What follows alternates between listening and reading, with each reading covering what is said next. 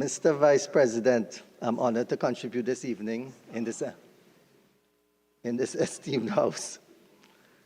First, let me thank the Leader of Opposition, Kamala Persad-Bissessar, for the opportunity to be part of the opposition bench today as we continue to stand up for critical views of our nation.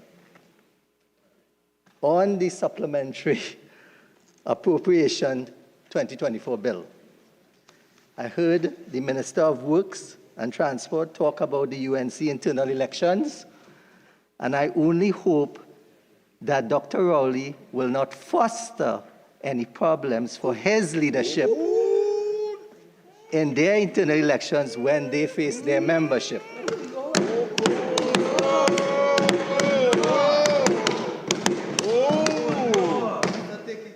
Somebody call you, boy. Inside scoop.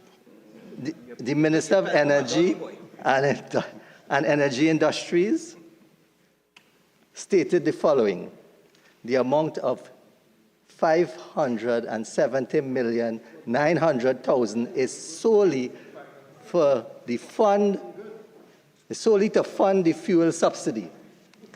In 2022, the fuel subsidy was approximately 1.67 billion, and in 2023, it was approximately 1.845 billion, and in 2024, it is estimated to be over 1 billion.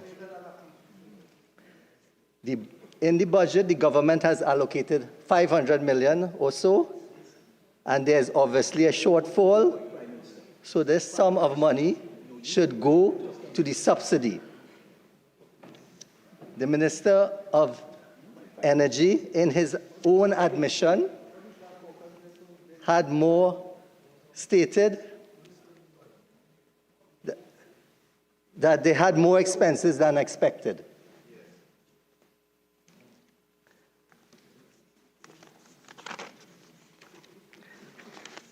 Again, this is a prime example that the government is jeopardizing the fuel security of our nation and not paying the fuel subsidy on time or running up arrears on the fuel subsidy in an effort to suppress expenditure and give a misleading budget figure. The Minister of Energy confirmed that there will be significant arrears in 2024 as only 500 million has been supplemented while the subsidy is expected to be over 1 billion. The government has constantly carried over on the fuel subsidy by not paying or allocating the true amount, the real amount needed for each fiscal. The 2023 mid-year review, the government again came to supplement a significant amount of the fuel subsidy due to arrears owed. They supplemented a total of 600 million back in 2023 for the subsidy. This act of not allocating sufficient funds to the fuel subsidy payments and carrying over huge arrears, while we understand that it is helpful to the Minister of Finance to keep his expenditure figure down, by hiding the true expenditure, it threatens the financial health of the Paria trading company. That's correct, the deficit should be higher. And this in turn threatens the fuel security of this country. In an article in Trinidad, dated the 11th of December 2022, entitled "The Financial Trouble of Paria," the following was revealed. The Guardian. State-owned Paria Fuel Company Limited was in trouble and basically cash-strapped and unable to pay for fuel imports or its taxes on time. Mr. Vice President, the subsidies owed was having an adverse impact on the company's liquidity and the ability to procure products on behalf of the country. the Minister of Energy, confirmed to the Parliament in the mid-year review in 2023 that that amount of arrears owed on the fuel was $490 million. And that was being dealt with a supplementation of $600 million. So it is now mind-boggling that this year the government is asking for a supplementation of $570 million for the fiscal 2022 and 2023. The only period of subsidy that should be outstanding is really March to September of fiscal 2023. We really don't know how much the government owes to the National Petroleum Marketing Company of Trinidad and Tobago or UNIPET. Is the government jeopardizing Paria's ability to import fuel by affecting the liquidity of the company? We continue to be in this situation because of the closure of Petrotrin. And the minister did speak a lot about the spot prices of natural gas. In 2023, he said it was $2.64. In March of 2024, he said it was $1.49 per MMBTU. And in June 2024, it increased. The Henry Hub's price increased to $3.14. And he used a lot of comparisons between different markets to come up with what they would use. But what we are is really an oil and gas-based economy, and the closure of Petrotrin really affects our fuel security and the economic stability. I'm getting to where it will affect our foreign exchange as well. In 2018, the government of Trinidad and Tobago announced the closure of Petrotrin, the state-owned company, which has been the cornerstone of the nation's economy for over a century. This decision aimed at really cutting financial losses and inefficiencies and has since had far-reaching consequences on the fuel security, foreign exchange reserves, and the overall economic stability. Petrotrin really marked the end of the local refining operations, which led to an increase. Mr. President, on a point of order, Standing Order 46.1, whatever point the member was seeking to make that could have been relevant has already been exhausted. How long is he going to go on that same point?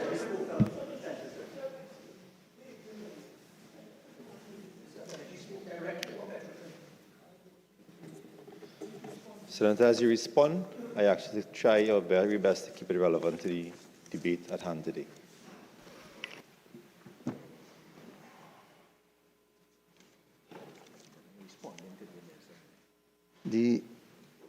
Mr. Vice President, I'm responding to the Minister of Energy. He did speak about Petrotrin.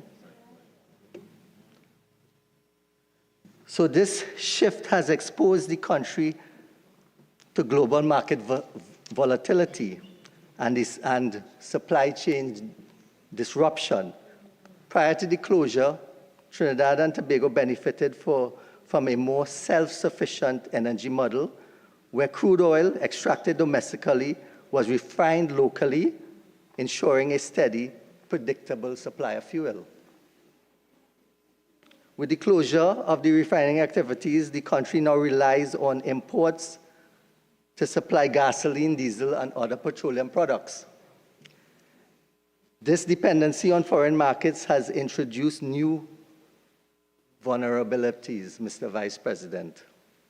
Any geopolitical tension, supply chain disruption, or global price fluctuation directly impacts the availability and cost of fuel within this country. The economic ramifications of Petrotrin closure extend beyond fuel security, as it was a significant contributor to the nation's foreign exchange earnings. Petrotrin played a vital role in stabilizing local currency and maintaining foreign reserves. The loss of revenue from Petrotrin has really caused a great gap in the country's foreign exchange inflows.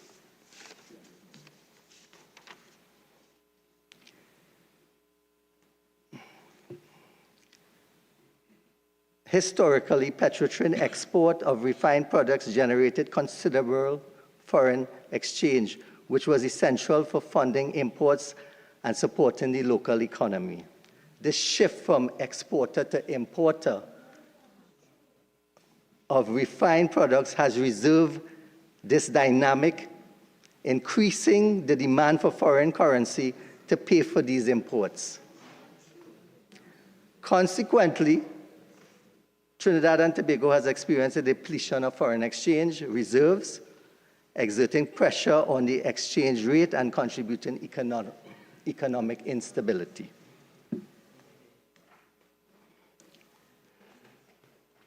The foreign exchange shortage has had a ripple effect across the country in various sectors of the economy, and that is very true.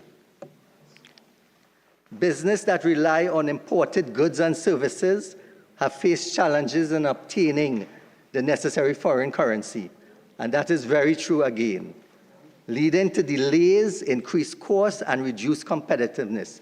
Any citizen could try to go to the bank now and see if they could get 100 US. They can't even get 100 US to travel with. And they're talking about they have foreign exchange. Where the foreign exchange? Additionally, the reduction in foreign exchange earnings has constrained the government's ability to invest in infrastructure, social services, and economic diversification. And we keep talking about diversification, further impeding our growth. Beyond macroeconomic effects, the closure of Petrotrin has also had significant social and employment implications. Thousands of workers are now on the breadline and can't even recover. Senator, as you make your point, and as you are responding as well, you're going a little too far way off. We allow a little bit of flexibility, but you're going a little far off now. Can you bring it back to the debate at hand, which is appropriation and expenditure?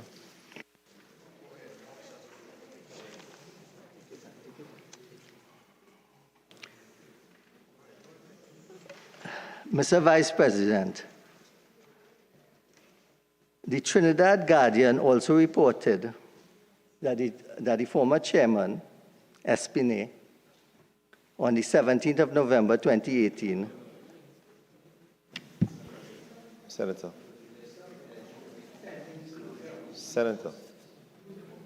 we are deliberating 2024 appropriation. Can you bring your material to more relevancy and aim to wrap up if you can't? Thank you, Mr. Vice President. On March 2024, the Prime Minister confirmed that the Heritage Petroleum Company is more than halfway through to repay its predecessor of $11.8 billion in debt after less than 6 years of operation. And that was the consequence. The point is that the government continued to pay Petrotrin's debt even though the refinery was shut down. Had the refinery remained open as a going concern, we could have repaid the debt while... 46.1. None of that was mentioned in this debate, in this place today, nor does it form any part of the supplementary appropriation bill, nor could it. Senators, I'm on my legs, Senator Lida. Senator Gosine, keep it relevant, please, and focus on what has been discussed in the context. He's a short bully. You must not bully you. In any event, the government is coming for additional $2.3 billion to finance reoccurring expenditures. You go in and find the 26,000. Where is the revenue generation going to come from, Mr. Vice President? Where are the jobs going to come from, Mr. Vice President? Exactly. This fiscal deficit keeps mounting all the time.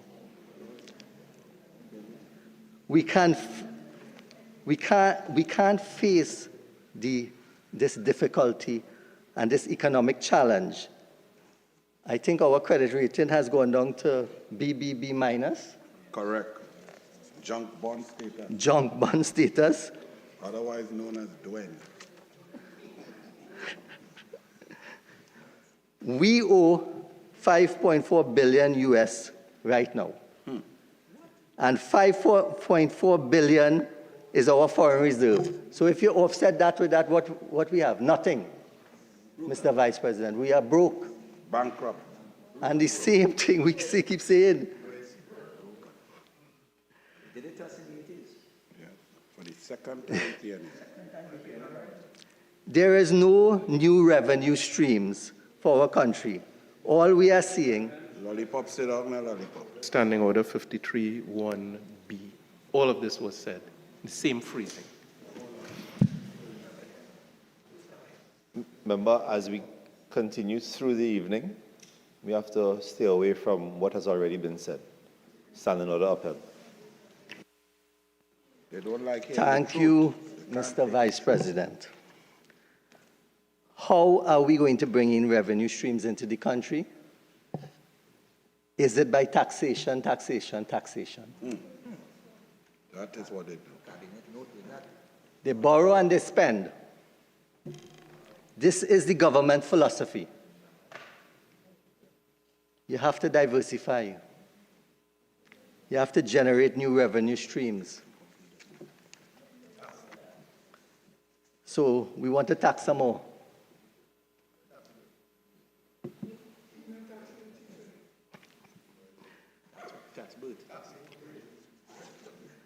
What I wanted to say as well, we didn't really get the real reason for closing down Petrotrin. And we have to ask the question, what Point was of the order. alternative? Point of order. 53-1B, 46-1. Yes. Goody.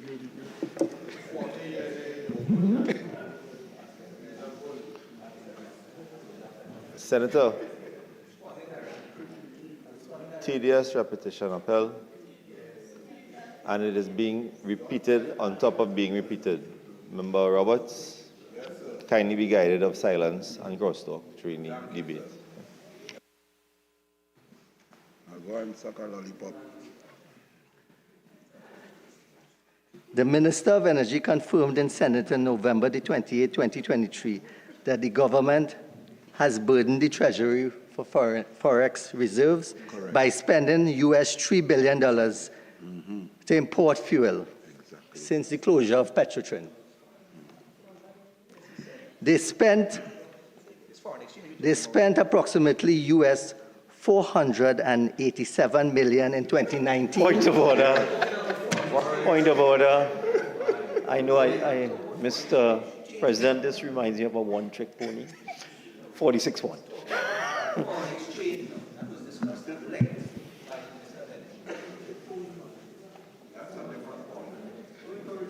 Senator Gosine, allow me to speak, please. Bring some new material to the table or taper off your discussions for the evening, contribution for the evening. And the point has been labored on already, and it does fall into tedious repetition. Thank you, Mr. Vice President. We know that the recurring expenditure of fuel subsidies in Trinidad and Tobago can be challenging to estimate accurately each year for several reasons. The volatility of the global oil prices. He said that about 6 times. Yes. 6 times he said it. So you could talk about that 6 times. I Go ahead. could speak to that. Yes. The global price of oil is highly volatile and can fluctuate significantly due to the geopolitical events. Changes in supply and demand and other economic factors. Since the fuel subsidy is partly based on the difference between the global oil price and the fixed retail price at the pump, significant fluctuations in oil prices can lead to unpredictable subsidy costs. However, we want the ministries to function more efficiently to ensure that they are not so much off the estimated fuel subsidy every year. Correct. The pain of the PNM. Keep going. Okay with that, Mr. Vice President? You're going good, man. Keep going. The exchange rate fluctuations is a major issue. The exchange rate between Trinidad and Tobago and other major currencies, especially the US dollar, can affect the cost of importing petroleum products. This, I believe, always causes great... Senator,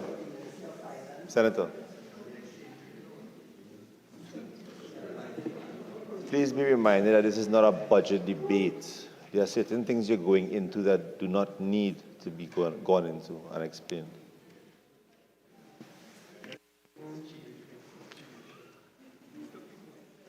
So, Mr. Vice President, I'm giving the reasons is challenging So they're disturbing us.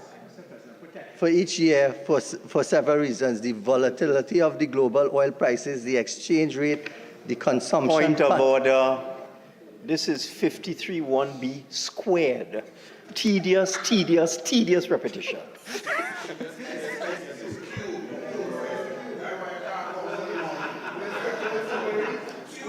Members,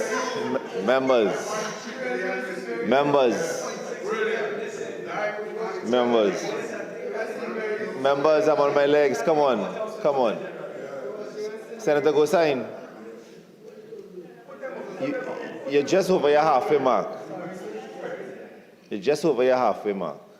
Doesn't seem like you have much more to add because you're repeating yourself continuously.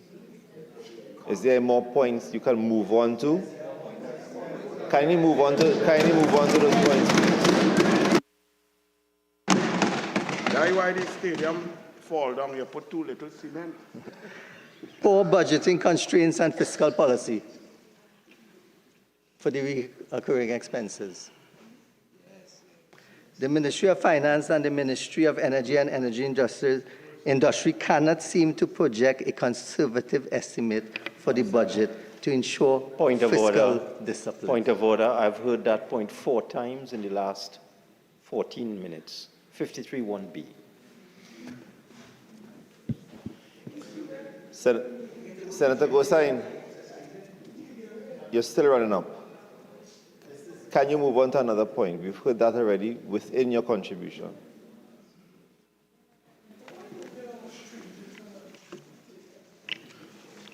Senator Mark?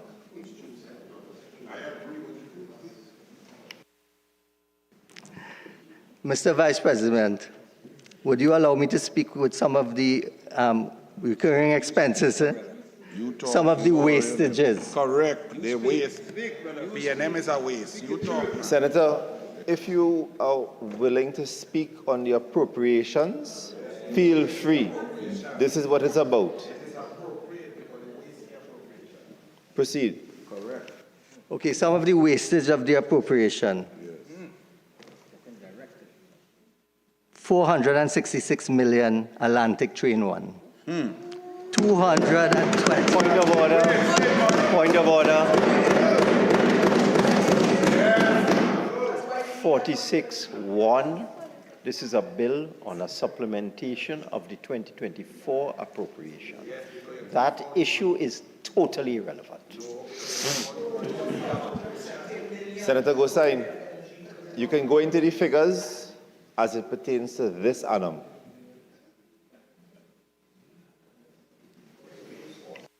Now they need 570. It's simple maths, cube and square. Mr. Vice President, every year they come with a supplementation. Right? Supplemented teeth in. So every year they come to Parliament for approval of the shortfall. Correct. Right? Legislative oversight is important to the opposition. Yes, man. Yes, man. And seeking parliamentary approval for additional funding ensures transparency and accountability in the use of public funds. They don't like that. They like secret. You want to tell us where the money for the lawyers going? But not explaining the constant need to increase and add money to what was originally budgeted is concerning.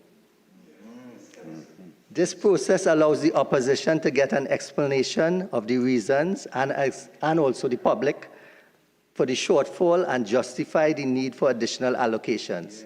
This is exactly what we want. These constant unforeseen circumstances are worrisome. Given the inherent unpredictability in factors affecting the subsidy, as mentioned above, it may be impossible to anticipate exact subsidy requirements in advance. Mr. President, I've heard that 10 times. 53(1)B.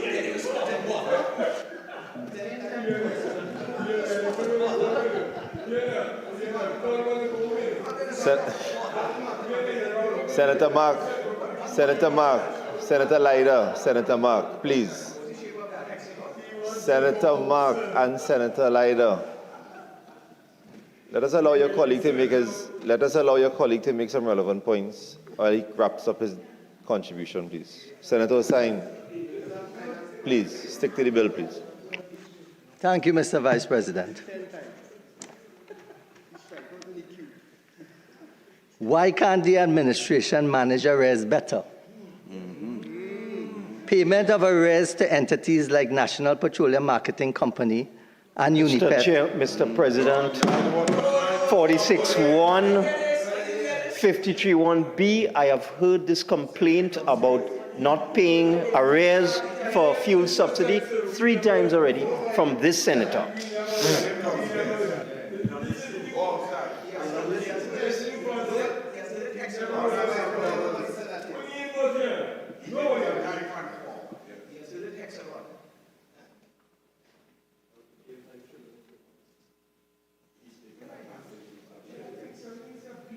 Let's not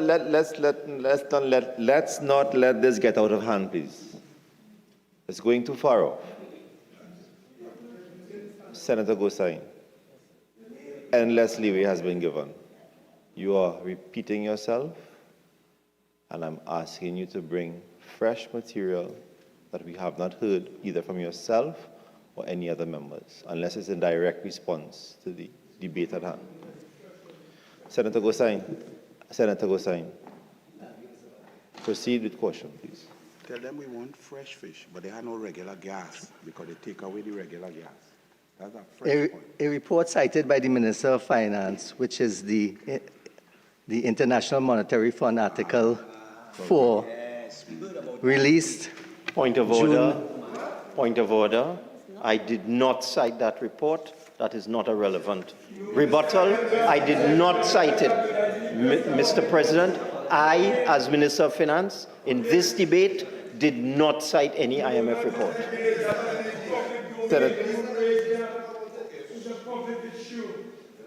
Senator Gosine, move on to the next point, please.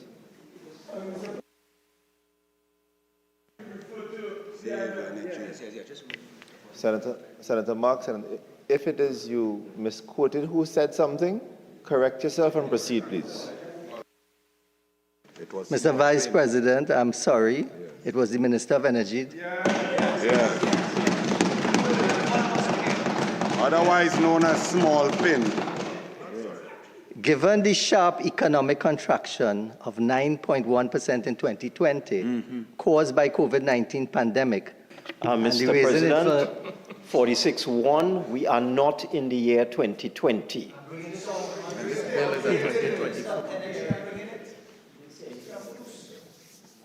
Senator Gosine, you need to raise your point more succinctly. Every single thing you're making a run-up, which is a repetition.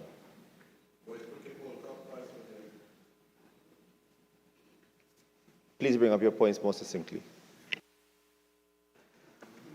Thank you, Mr. Vice President. What I was going to say is that I was showing a comparison each year and then coming to 2024 where there was a reduction by 0.8% in March of 2024. If you had given me a chance, I would have reached there. Exactly. These are certainly not good signs that the economic health of this country has improved significantly, although the other side keeps saying that. Although the IMF expected growth to gain momentum in 2024, estimating our economy to expand by 2.4%, led by the non-energy sector, is still not a good improvement, in my opinion, sir.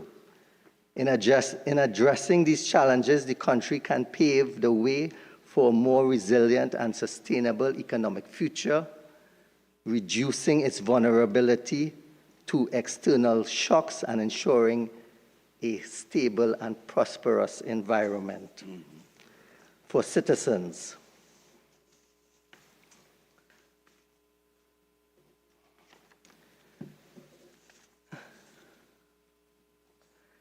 So going forward, it is imperative for Trinidad and Tobago to develop a robust energy policy that balances the need for fuel security with economic stability.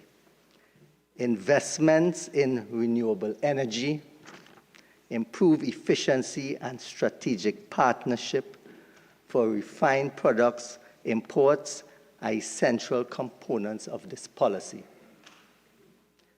Additionally, efforts to bolster our foreign exchange earnings through diversification of the economy, particularly in sectors such as tourism, agriculture, and manufacturing, will be crucial in mitigating the long-term impacts of what is coming with the supplementation of the $2.3 billion.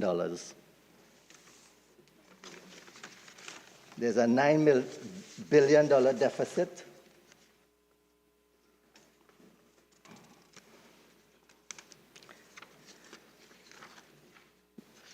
Mr. President, we did look at an item for the Tobago House of Assembly, which was the overturning of the barge. And Mr. President, the oil spill off the coast of Tobago, where the $50 million is allocated for that heading, and where the Tobago House of Assembly said that the $50 million is not enough and they need more. It is a stark reminder of the vulnerability we face and the need for robust measures to protect the environment and the economy. While significant challenges remain, our commitment to resolve this issue and holding responsible parties accountable is unwavering, and we hope the government will go after the parties accountable as we ask the government to continue to do this. Suppose them involved. We must learn from this incident, strengthen our preventative measures, and ensure that our response mechanisms are second to none. The future of our nation's environmental health and economic stability depend on the actions we take today. Will we face more problems in dealing with the environmental impact of this whole situation with the pollution of the oil on the coastlines? Senator, you have 5 more minutes.